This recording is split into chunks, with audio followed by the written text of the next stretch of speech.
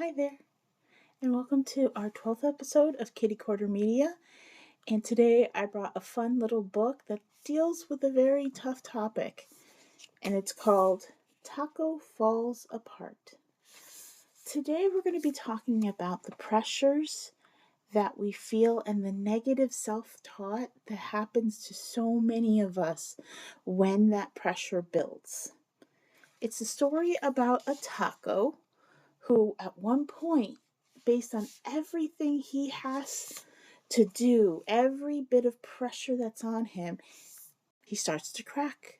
He starts to fall apart and can't get up. I think that's something a lot of us can relate to. So eventually, his friends are worried. They're not sure what to do, but eventually Nacho shows up.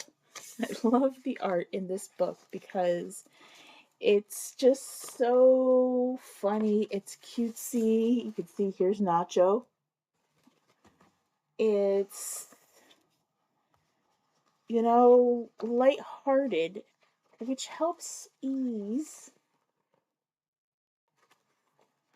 the real significance of this book, the real heart of it, which is when that negative self-talk gets us, what we think affects how we feel and affects how we do.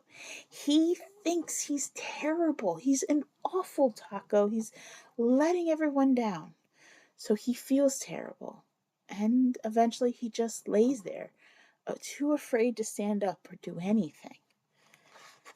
And that is when Nacho introduces a really great, which I think is wonderful for kids, idea of think, feel, do. All right, and he explains it right over here. You said it yourself, says Nacho. You think you are terrible, so you feel terrible, and now you won't do anything, and that's terrible. Eventually, Salt comes in. Shake things up, Taco, says the Salt.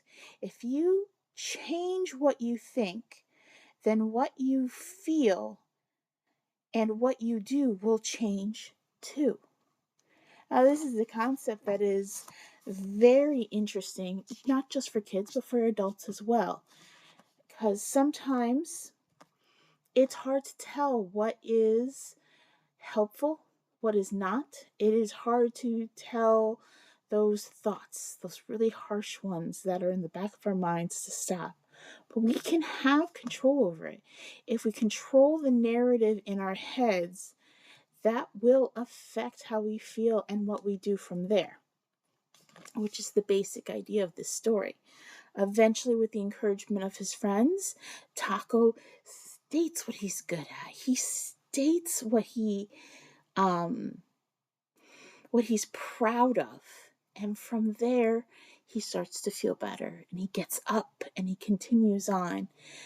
And he'll still have bad days, he'll still have good days, but together, he can work through those feelings knowing if he changes the way he thinks, it will eventually change the way he feels and what he does from there.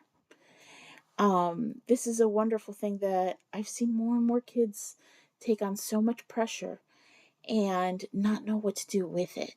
So I think this is a great book to kind of start that conversation. Have you ever felt like Taco at some times? Do you ever feel that there's just too much? You can't hold it together and that makes you feel terrible.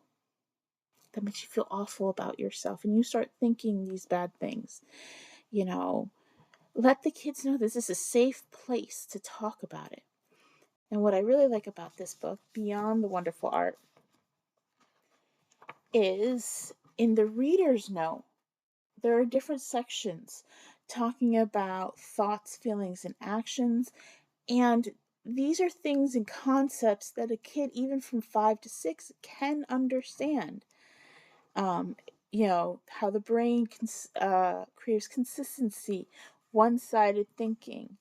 It gives you activities, it gives you thoughts, it gives you things to use in your discussions with